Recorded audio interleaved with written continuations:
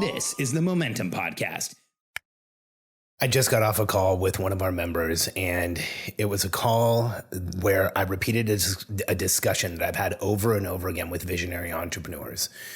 And the key aspect of the discussion is how important we are as a person in the lives of our team, and why, when we look at that responsibility that we have, that importance that we have in the right way, is when we quickly, rapidly, and start predictably growing the business we actually want. I can't wait to share this with you. I'm Alex Sharfin, and this is the Momentum Podcast, made for empire builders, game changers, trailblazers, shot takers, record breakers, world makers, and creators of all kinds. Those among us who can't turn it off and don't know why anyone would want to. We challenge complacency, destroy apathy, and we are obsessed with creating momentum so we can roll over bureaucracy and make our greatest contribution. Sure, we pay attention to their rules, but only so that we can bend them, break them, then rewrite them around our own will. We don't accept our destiny, we define it. We don't understand defeat because you only lose if you stop, and we don't know how. While the rest of the world strives for average and clings desperately to the status quo, we are the minority, the few, who are willing to hallucinate there could be a better future. And instead of just daydreaming of what could be, we endure the vulnerability and exposure it takes to make it real. We are the evolutionary hunters, clearly the most important people in the world, because entrepreneurs are the only source of consistent, positive human evolution, and we always will be. If you've been listening to the podcast, you know I've been jumping on a lot more calls with our members recently. Thankfully, our company has hired a couple of people who are going to be coaching and taking some of those calls as well. So I'm not going to be doing as many as I have been. But man, has it been insightful. I think if you're in any type of company, don't forget that being close up and personal with your customers is one of the most important things that you do. And it doesn't matter how big your company is.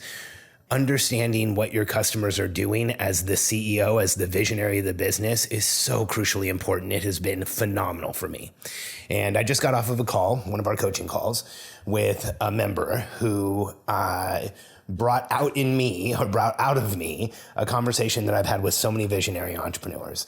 And if you're a podcast listener, or if you're my podcast listener, you've probably heard me bring up this concept before of pulling the target closer so that your team starts to win. And we had that discussion around a gross revenue goal. And this is a person that wants to hit 6, 8, 10 million in a business, and currently is probably at around 2 or 3 million. And the revenue goal that we want to set as visionaries, and by the way, this conversation repeats itself so often for me. It's one that I've had literally hundreds, maybe thousands of times. Because as visionaries, the goal that we want to set is 10 million. I want to hit 8, so I'm going to hit 10. Or I want to hit 8, so I'm going to set the goal of 10 million. Because for us as visionaries, and you know this if you're a visionary entrepreneur, and you also know this if you're an operator working for a visionary entrepreneur, as visionaries, if we aren't climbing Mount Everest, why bother?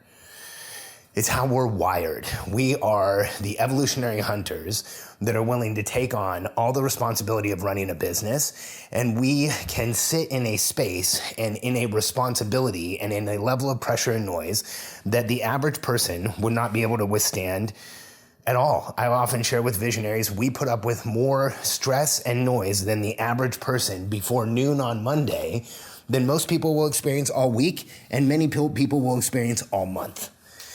And so for us, the feeling of climbing Mount Everest, the feeling of having a huge goal is inspiring. It's exciting. It's energizing, and this is actually reinforced by so much of what's out there in the entrepreneurial space. You have to have your stretch goal or your big, hairy, audacious goal or that huge outcome. But when we have a team, here's what happens. When we set a goal that's so big that the team can't see a path to get from here to there, there's this progression that happens.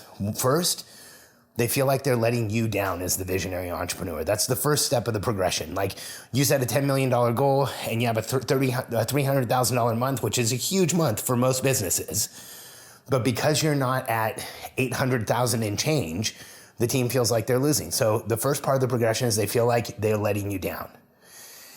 And as a visionary entrepreneur, I want you to know how important you are to your team, or you're one of the 3 most important people in their lives. For most people, and I'm grouping these, it's parents, family, and then the entrepreneur they work with. I pause to let that sink in because I want you to hear me.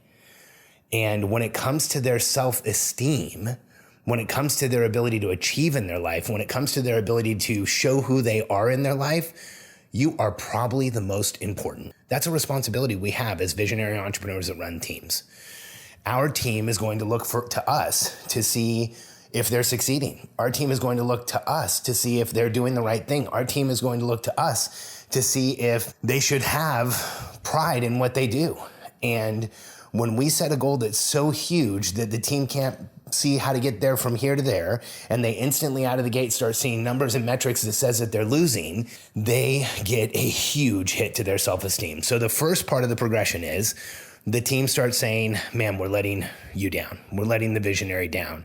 We aren't good at what we're doing. This is challenging. But then the team starts looking at it and saying, wait, this doesn't feel realistic.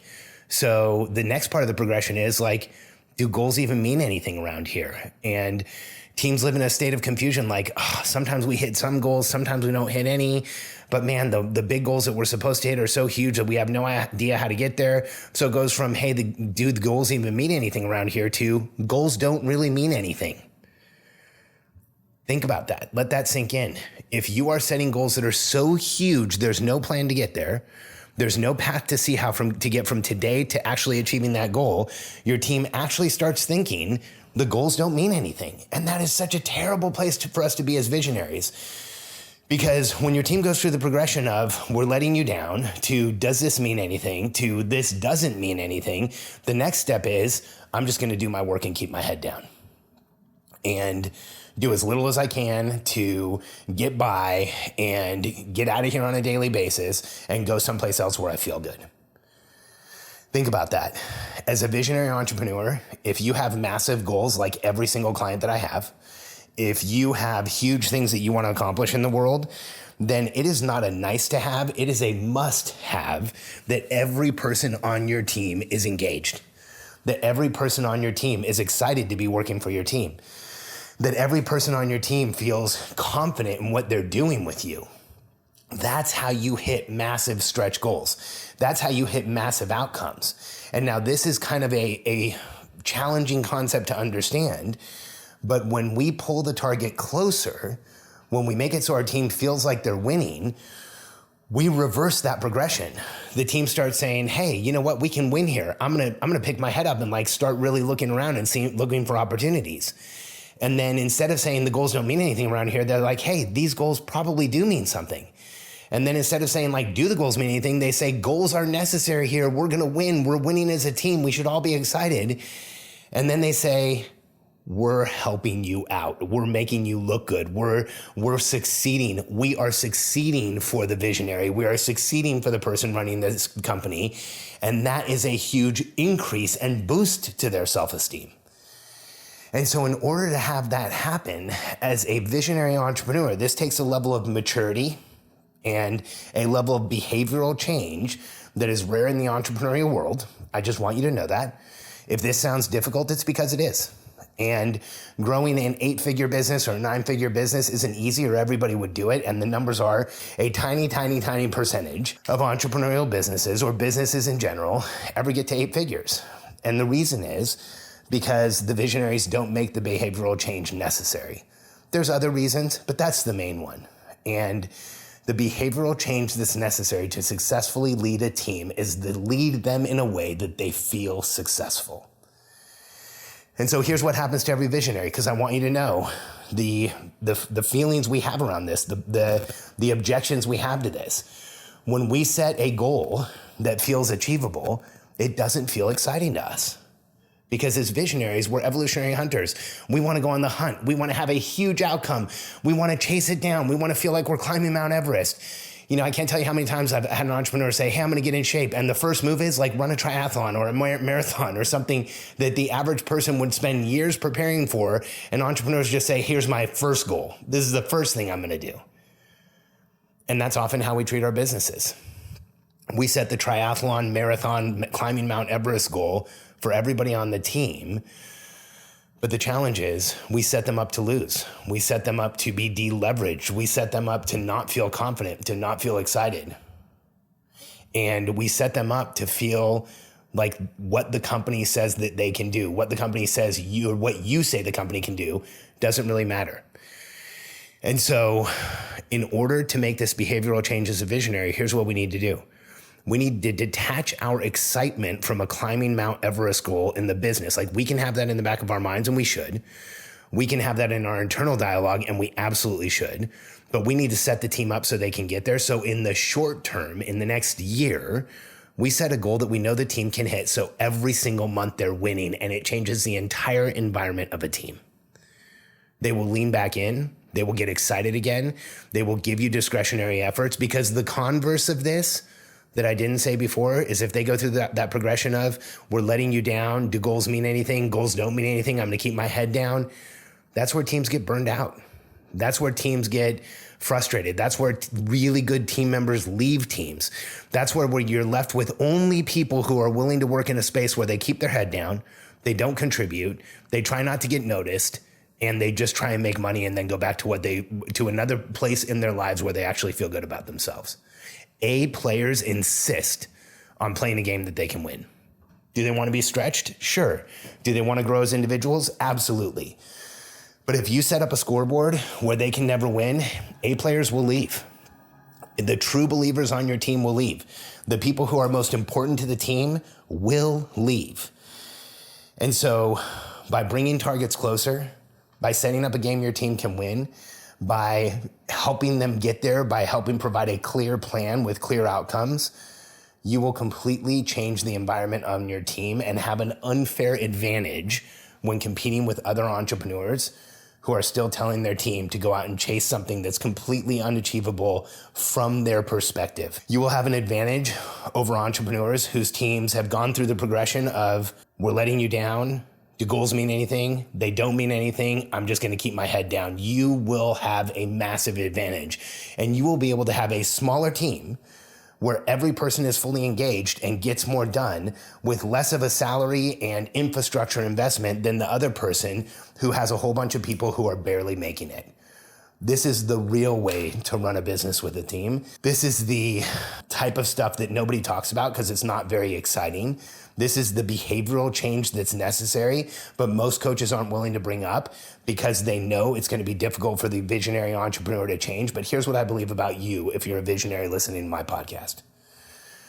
I believe that the outcomes you want to create in the world are more important to you than short-term feelings, and you are willing to make the behavioral change necessary so you can grow the business you want and the life you want.